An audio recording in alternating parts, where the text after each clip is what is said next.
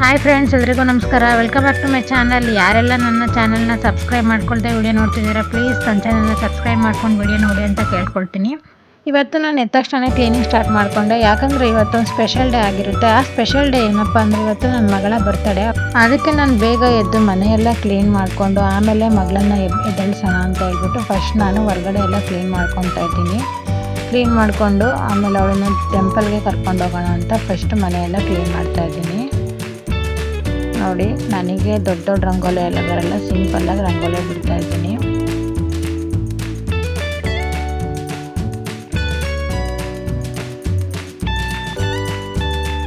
ನೋಡಿ, ಆಮೇಲೆ ತುಳಸಿ ಕಟ್ಟೆ ಹತ್ರ ಒಂದು ರಂಗೋಲಿ ಹಾಕಿ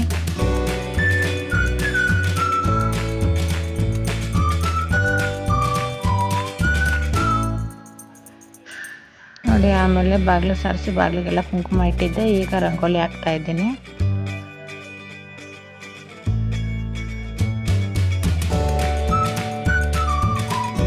ನೋಡಿ, ಇದಾದಮೇಲೆ ನಾನು ಮನೆ ಒಳಗಡೆ ಎಲ್ಲ ಕಸ ಗುಡಿಸಿದ್ದೆ ಆಲ್ರೆಡಿ. ಇವಾಗ ನೆಲ ಒರೆಸ್ತಾ ಇದ್ದೀನಿ.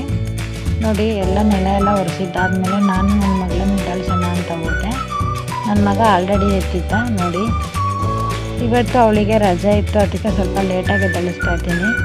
ಏನಕ್ಕೆ ರಜೆ ಅಂತಂದರೆ ಅವ್ರ ಸ್ಕೂಲಲ್ಲಿ ಏನೋ ಟೀಚರ್ಸ್ ಡೇ ಮಾಡ್ತಾರೆ ಅಂತ, ಇವು ಪ್ರಿ-KG ಆಗಿರೋದ್ರಿಂದ ರಜೆ ಕೊಟ್ಟಿದ್ರು. ನೋಡಿ, ನನ್ನ ಮಗ ಅವಳಿಗೆ ವಿಶ್ ಮಾಡ್ತಾ ಇದ್ದಾನೆ. ಆಮೇಲೆ ನಾನು ಕೂಡ ವಿಶ್ ಮಾಡಿ ಆಮೇಲೆ ನಾನು ಅವರಿಬ್ಬರಿಗೂ ಸ್ನಾನ ಮಾಡಿಸ್ದೆ.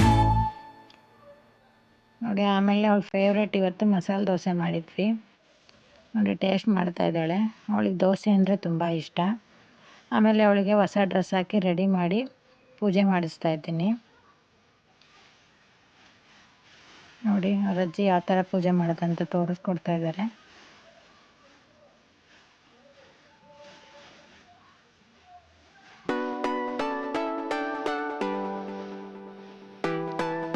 ಈ ಪೂಜೆ ಎಲ್ಲ ಆದ್ಮೇಲೆ ಅವಳು ಡ್ಯಾನ್ಸ್ ಮಾಡ್ತೀನಿ ಅಮ್ಮ ಅಂತ ಡ್ಯಾನ್ಸ್ ಮಾಡೋದಕ್ಕೆ ಸ್ಟಾರ್ಟ್ ಮಾಡುತ್ತೆ.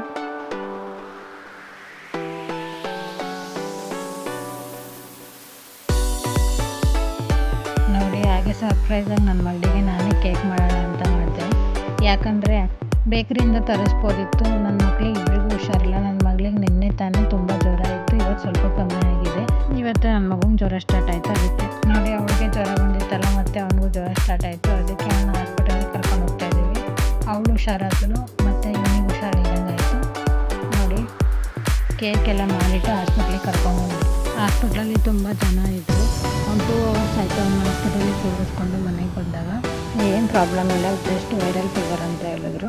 ಅವಳಿಗೆ ಬಂದಿತ್ತಲ್ಲ, ಅದಕ್ಕೆ ಬಂದಿದ್ದೆ. ಅದಾದ್ಮೇಲೆ ನನ್ನ ಮಗಳು ಆಟ ಆಡೋದಕ್ಕೆ ಸ್ಟಾರ್ಟ್ ಮಾಡಿದ್ಲು. ಅಲ್ಲೊಂದು ಸ್ವಲ್ಪ ಹೊತ್ತು ಆಟ ಆಡಿಸ್ಕೊಂಡು ಮನೆಗೆ ಬಂದು ಕೇಕ್ ಕಟ್ ಮಾಡೋದಕ್ಕೆ ಸ್ಟಾರ್ಟ್ ಮಾಡಿದ್ಲು. ನಿಮಗೂ ಈ ಕೇಕ್ ರೆಸಿಪಿ ಬೇಕು ಅಂದರೆ ಆಲ್ರೆಡಿ ಯೂಟ್ಯೂಬ್ ಚಾನಲಲ್ಲಿ ಅಪ್ಲೋಡ್ ಮಾಡಿದ್ದೀನಿ. ಸಿಂಪಲ್ಲಾಗಿ 3 ಇಂಗ್ರೀಡಿಯೆಂಟ್ಸ್ ಯೂಸ್ ಮಾಡಿಕೊಂಡು ಹೇಗೆ ಓರಿಯೋ ಚಾಕ್ಲೇಟ್ ಕೇಕ್ ಮಾಡ್ಬೋದು ಅಂತ ತೋರಿಸಿದ್ದೀನಿ.